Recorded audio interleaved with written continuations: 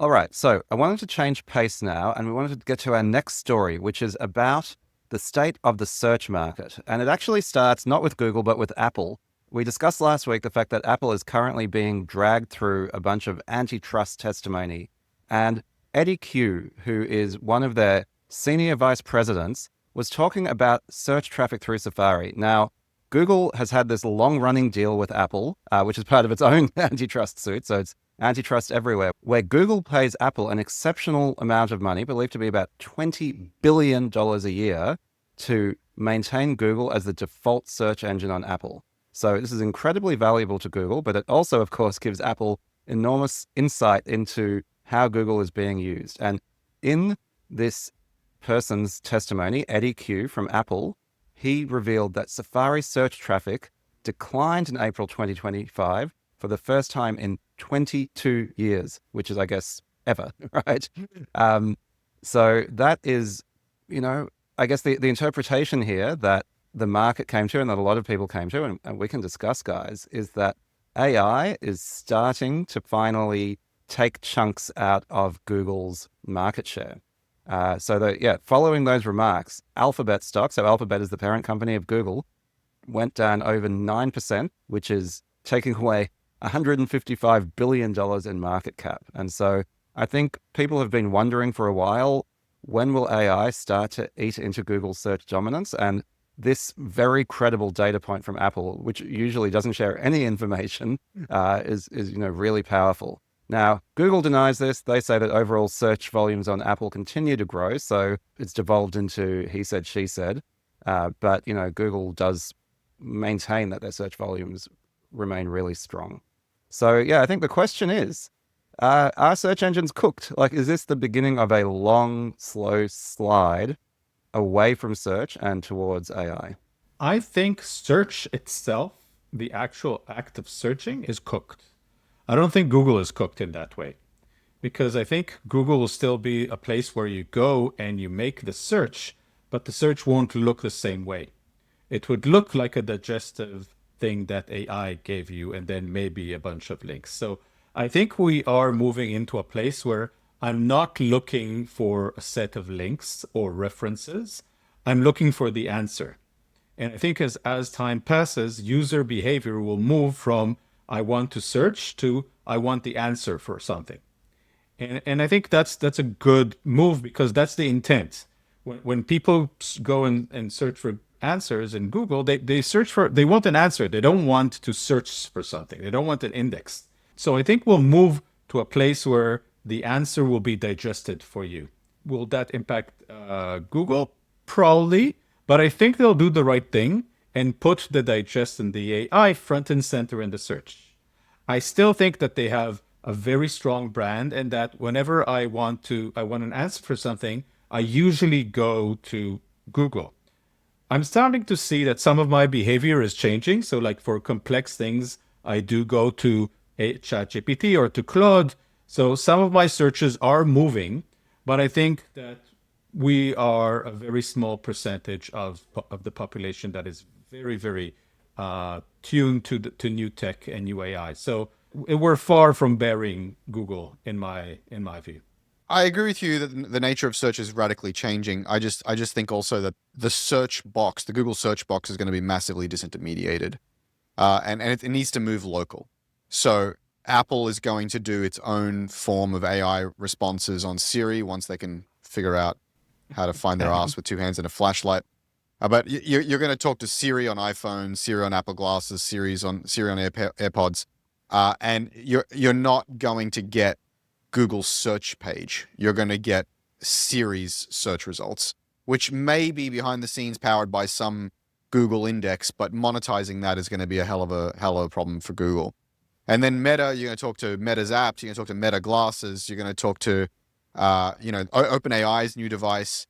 Maybe Google can monetize Android, Chrome, Gemini, Google.com. But I think more of these players, including Alexa and Amazon actually, are going to have to move search local. What do you mean by local, Chris? Onto the local device. So right now you're just you're sending queries off to google.com. So in Safari, if you go do a search, you end up on google.com. I think the future is you're going to end up on a Siri interface, and a Siri search result. It's going to mediate the search result, even if maybe it's powered by Google behind the scenes. And I really think that Apple needs to start thinking about having their own frontier model as well. So I just think that the search market starts to get cannibalized for Google a little more. But I also don't think Google is necessarily going anywhere. As we've talked about many times, they have a lot of natural advantages with Chrome and Android and Google, Google Home and all this sort of stuff. And assuming the DOJ doesn't break them up, they'll keep making money, but they're gonna really struggle to own that distribution the way they've done before. Yeah. I mean, look, I have a couple of thoughts on this, I guess maybe more on the commercial side, right? Because there's a couple of interesting things here. One is that the types of questions that I believe are being cannibalized by AI, watching my own use, hearing you talk, Amir, are what are called more informational queries. Now, the truth about Google, definitely when I was there, I think this is still true, is that most searches by volume are not monetized. If you do a search for how much does a dolphin weigh, you won't see any ads, right? These are queries without commercial intent, and these are the ones that are probably going the fastest, right? Google makes all its money from queries that have some sort of commercial intent, right? Like, I want to buy a TV, I want to book a vacation, I'm trying to figure out the best SaaS for my business. Then you get lots of ads, and those ads are where all the money gets made. And so you could interestingly see a situation where the cash cow is the thing that's preserved, and some of Google's costs actually go down because they don't have to serve all of these queries that are purely informational. Now, long term, I think that still causes damage to the brand and distribution, and also to the giant data absorbing machine that is Google, right? So fewer queries on Google means less data for them to train on. But I wouldn't be surprised if you saw the ad business holding up very well, even if search volumes start to retreat. And that leads me to my second point, which is, and again, if we just to touch on that DOJ trial of Google, is Google's actually got two monopolies, right? It's got a monopoly on search, but it's also got a monopoly on search ads. And these are actually two different things. And a core part of the Department of Justice's claim is that having these two monopolies and tying the ads business and the search business so closely together basically freezes everyone else out. So, and of course, it's the ads business that makes the money. And so I think there's a really interesting future where even if Google loses some of that front door to search, to your point, Chris, they have such a huge advantage in terms of being able to monetize any sort of intent, right? Whether it comes through traditional web search or whether it comes through talking to an AI, that I can't see them losing their dominance in that type of advertising anytime soon. So 9% drop in the stock price looks to me like a buying opportunity. That's not investment advice, by the way. I think that's interesting if you decouple the search business, the search ads business from search, and sort of sell, search ads as a service, AI ads as a service. That'd be interesting. I've seen a few startups trying to do that. I think that's a horrible idea. I don't want to have ads when I talk to ChatGPT. That sounds like a horrible idea. Yeah, I mean, there's got to be some way for companies that are, that are hungry enough to inorganically insert themselves into intent surfaces. There's got to be some way to do that. How do you do it in a way that feels natural, that feels appropriate, feels personal? It's unclear to me exactly how you do that. But again, if you're talking to your personal assistant, and I believe that's the primary interface by which most people are going to talk, they're not going to have 1,000 bots and agents talk. It's just not going to happen. I think you have my personal assistant. You go, hey, I'm really thinking about buying a TV. You know everything you need to know about me. Help me, recommend the top 2 or 3 TVs. Siri is just going to give you that answer. What you call a search query or a query with commercial intent, Yaniv. Google's not even going to get a chance to touch that thing if Siri and Apple are doing their job. Same with Meta, same with OpenAI's device, which is inevitable. And if you're doing it on Android, they'll monetize it. If you're doing it on Chrome, they'll monetize it. But these other guys need to get in the game. And when a new platform, emerges, the deck gets reshuffled, and a lot of Google's natural advantages start to look like net neutrals. Although I think you've missed my point a little bit, Chris, which is that when you say Google won't get close to those commercial discussions, they won't unless the front end lets them in. And the front end will have a strong incentive to let them in because Google has by far the best capability to monetize, right? They have, the ad business also has a network effect. Everybody's on AdWords, right? Google has the best engine for monetizing that sort of intent in the same way that Meta has the best engine for monetizing. But I'm not missing your point. What I'm saying is they have the best engine for monetizing keyword search or intent as expressed as keyword search. They don't have the best engine for monetizing personal chat conversations with your personal bot intent, which is complex queries with complex queries with complex whatever. I think it's a different problem, and it's an opportunity for each of these companies or some combination of these companies to solve it in a different way. Potentially. But like I said, it's also a network effects business. And the fact that everyone's already on Google is a massive advantage that is difficult to shift. But I think I actually want to go back, Amir, to your point, because I think it's an interesting one. You said ads would be horrible. You don't want ads in there. And of course you don't. I don't want ads in my Google search results either. And, there was this view of a different internet once where you said, well, instead of ads, you have a subscription model. And you're saying that just made me realize, you know what? I pay $20 a month for ChatGPT Plus. I pay $30 a month for Gemini Pro. And, I'm not the average user, but the interesting thing that has happened with AI is that they've moved to a paid subscription model very quickly, whereas search engines were never able to do that. Never. And, so the question is, can they keep that up? Will we have subscription AI? And will that be the main way of using it? I think is a really interesting question. I think you nailed it. The business model completely shifts to paid. And we don't want ads in our AI. We want the unvarnished real truth. The other factor here is, though, sufficiently well-targeted ads that fulfill your intent are indistinguishable from organic results.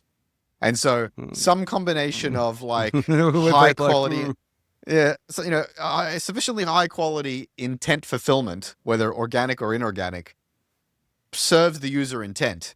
But yes, I think people are wanting to pay for this and want it to be. I pay $200 a month for OpenAI, and I'm happy to do it.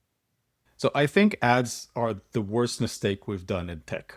I just want to put it out there. And I worked for Google for 5 years, so I probably am partly responsible or beneficiary of that horrible mistake. I think it's all about fiduciary duty. If you're dealing with software and it's selling you ads, it's not on your side. It's on the advertiser's side, and you are the product.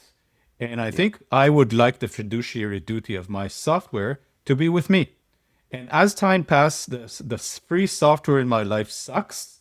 And as time passes, the paid software in my life is delightful.